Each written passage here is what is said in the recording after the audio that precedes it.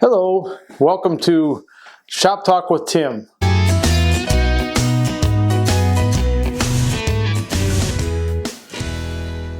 I've got with me a bunch of blanks that have been made up before, and if you've seen my first video with carving a cookie press, this is what I use for that, and this is also what I use for carving a bud vase. So what I do in preparation for getting it roughed like this, we're going to go through those steps here, and then we're going to go through what I have to do to get it to this point here so it's ready to carve. Complete blank, finished, that has that's all ready to go for making another cookie press, which I carved the snowflake on. And if you like snowflakes, check that out. And if you like bud vases, you can see what I do with these things. There's a couple of ways you can go with this. You either get a block of wood that's about 3 inches square, and this happens to be apple wood, and I had this cut at a sawmill, and I waxed it so that it wouldn't crack. Here is a piece of cherry, and the idea is that I start with something that's about 4 inches long and 3 inches square, approximately. This, of course, is the irregular shape, and I split it from a cherry log that I cut up last summer. And what I do is make sure this washer here is 2.5 inches in diameter.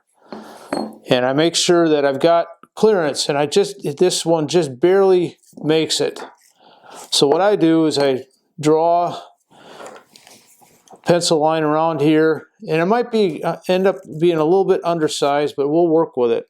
This tool here is a centering tool. It's just got a it's a turning. It's actually one of these things that I turned into that. And we'll talk at a future time on the different jigs and tools that I made up specifically for making things like this. So then I look down on top of this and line it up and say, okay, we're right there.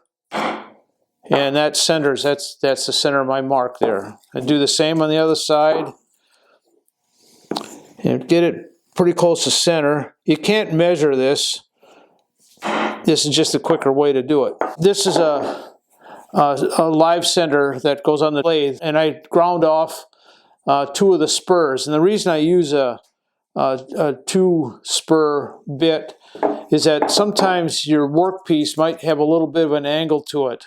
So here we go. I'm just going to mark this, and this will bite in solid in 2 places here. Now what I'm using here is a bronze mallet. One other thing I want to mention as far as a custom tool is this is a jig that I made up so that I make my angle just right. You can use a T-bevel too, but T-bevels can adjust. They can move around. And this is a little bit smaller. And I made it just specifically for this. And the purpose that I have this angle to it is so that if you want to display the bottom of it, it'll stay there.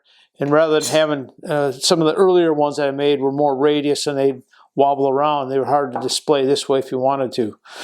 So that's the reason for this. If you see my video on the bud vase that I did, I used a Nova chuck, and this is another one that has a particular feature that I like. And these are plastic jaws, and you can turn them and make the shape that you want to custom fit something.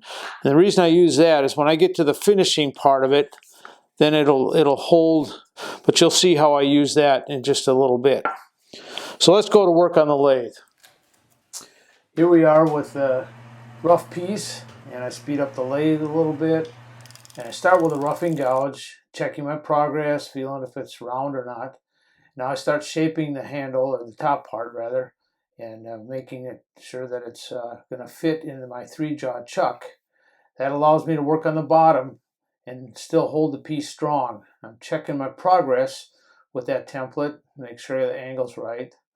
And then I come along with a pencil and mark off where I want to part it in, and then I just do the bead freehand, turn the tool rest to the end, and concave it a little bit. Then I use some oil and rub it down, change the chuck. The plastic chuck protects the workpiece, and that allows me to shape it without it flying out. Now I come down to cutting the very top part, and then I put a little dent in there with a 5/8 drill, and this center here has a piece of cork on it to hold pressure in there to keep it from flying out. Do a little more sanding, and then I finish it up with some oil, a little steel wool, and I'm ready to go. All right, so here we are. So we started with this. I actually started with a block chunk of wood, got it to this shape, and then got it to this.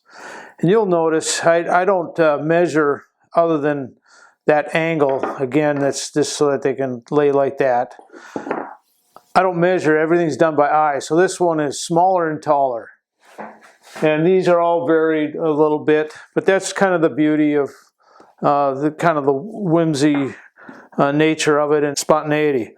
So now I'm going to take my punch, and that's why I did an indent in here of 5/8 inch bit.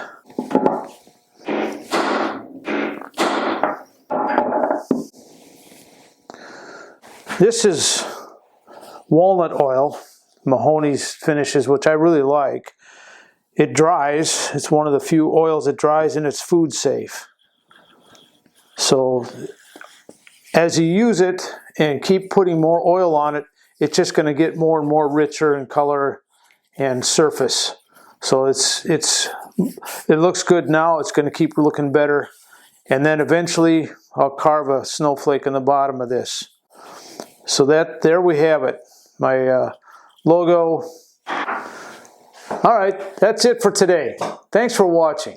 I'll link the other two videos below, and there's also links to some of the tools I use and references. If you like what you see here, subscribe and give a thumbs up, leave a comment, and see you next time.